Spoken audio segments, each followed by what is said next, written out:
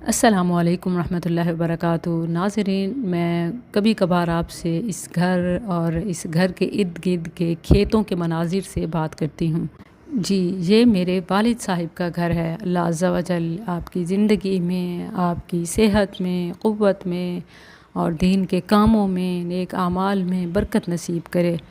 مجھے اپنی تبلیغ کی جرنی میں اس بیک گراؤنڈ نے بہت فائدہ دیا کہ مجھے دیہی اور سرائیکی وسیب میں بھی، حتیٰ کہ کھیتوں میں جا کے خواتین کے ساتھ گفتگو، ان کے احوال اور کچھ رہنمائی اور دین کی بات کا یوں اس بیک گراؤنڈ کی وجہ سے موقع ملا۔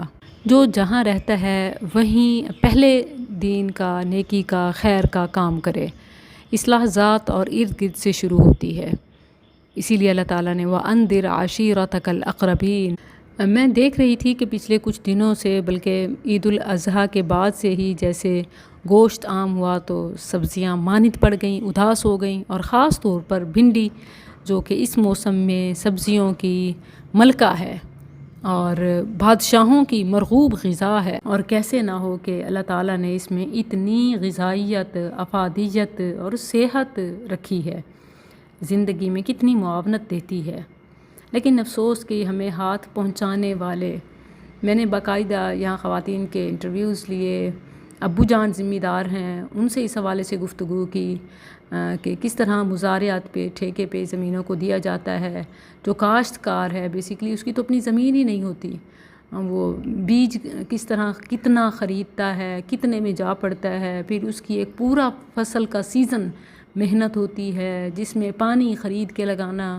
اب اس ایریا میں نہری پانی کم اور ٹیوب ویل کا پانی زیادہ لگتا ہے، چونکہ جو نہری پانی کی باری ہے وہ بہت لیٹ آتی ہے، اور بلکہ اللہ کا شکر ہے اس لحاظ سے کہ جو نہروں کی ہماری آنکھوں دیکھی حالت ہے، شہری آبادی کے گٹروں کا چھوڑا ہوا فضلہ تو ایک طرف، فیکٹریز کا جو کیمیکل واٹر ہے اس کی تباہی ایک طرف، لیکن یہاں اکثر و بیشتر ٹیوب ویل کا پانی ہی لگتا ہے، گھر کے قریب ہے۔ آپ نے دیکھا اس وقت جس بات کی ضرورت ہے وہ یہ افسوسناک صورتحال ہے، بلکہ میمز سوشل میڈیا پہ چل رہی ہیں کہ بھنڈی 1 روپے کلو۔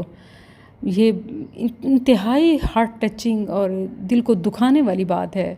جسٹ امیجن کہ کاشتکار ذمہ دار سے زمین مزارعت پر ٹھیکے پہ لیتا ہے، اس نے اس کو فصل کا، سیزن کا، سال کا ٹھیکہ دینا ہوتا ہے، پھر اس کے بعد بیج کی خریداری اور پانی کی خریداری، ٹیوب ویل کا پانی یا اس طرح جو بھی سسٹم ہوتا ہے، پانی تک کی خرید کے لگانا، پھر پورا ٹائم اس کی گوڈی، چوکی، نگرانی، محنت، اور پھر جب چنائی ہوتی ہے تو پر کے جی، فی کلو، یہ جو خواتین چننے آتی ہیں انہیں 5 سے 7 یا بڑی حد 10 روپے کلو ملتا ہے۔ اب دیکھیں صرف چنائی اگر 1 کلو میں 5 سے 10 روپے کلو یا 7 روپے رکھ لیے جائیں، پھر یہ جو بیگز، گٹو، بورے کے جس میں یہ بھر کے منڈی تک پہنچائی جاتی ہیں، اس کا اپنا 25 سے 30 روپے پر بیگ ریٹ۔ آپ سوچیں کہ کسان کو یہ کتنے کی پڑتی ہوگی۔ یہ حکومتی ناقص کارکردگی ہے۔